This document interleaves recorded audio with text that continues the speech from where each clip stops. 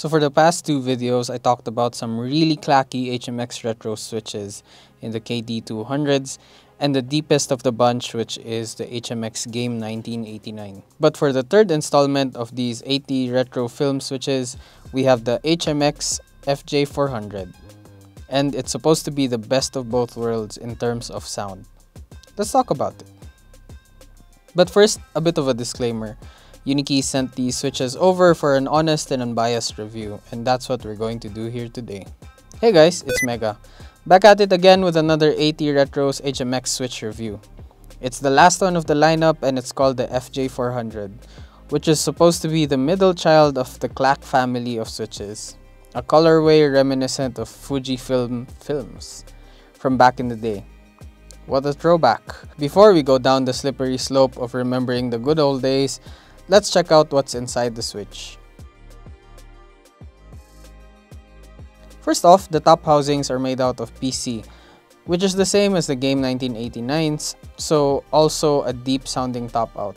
But the bottom housings are made of P2, which are the same with the KD200s, and we know how clacky and loud those switches were.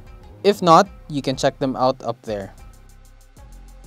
The springs are made out of 22mm KOS extended single stage spring rated at 50 gram force operation and 58 gram force bottom out, finally.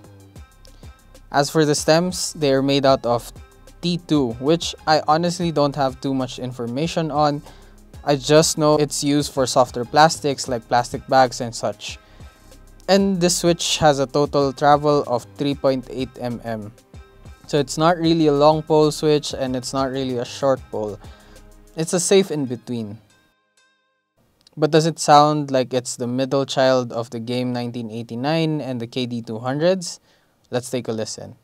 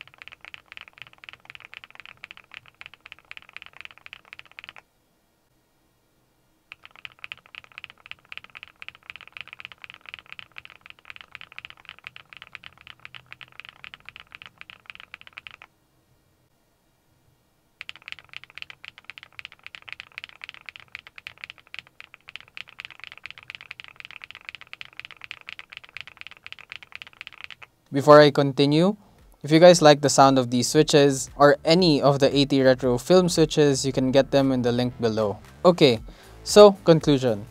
Are the FJ400s really the best of both worlds, or just a middle child with a great colorway? In simple terms, they sound great, but what I found a bit disappointing was that it sounded too similar to the 1989. And at some points, I think it seemed like they were even exactly the same switch. The only thing that would set one from the other is the spring weight, but it would be hard to tell them apart by ear alone.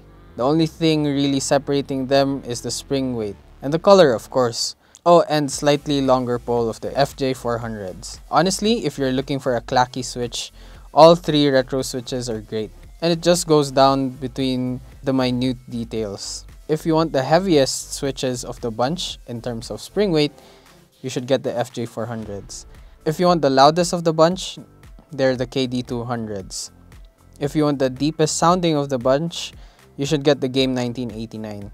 These days, choosing the right switch for you is more important because of the availability of these switches. You don't even need to mod, let alone Franken switch different switches together because everything is ready for the picking. So which one is your flavor? Let me know in the comments below. If you have any other questions, comment them down there as well. And again, if you want any of these switches, they will be available at Unikey's website, linked down below. Anyway guys, thanks for watching. See you in the next one. Bye-bye.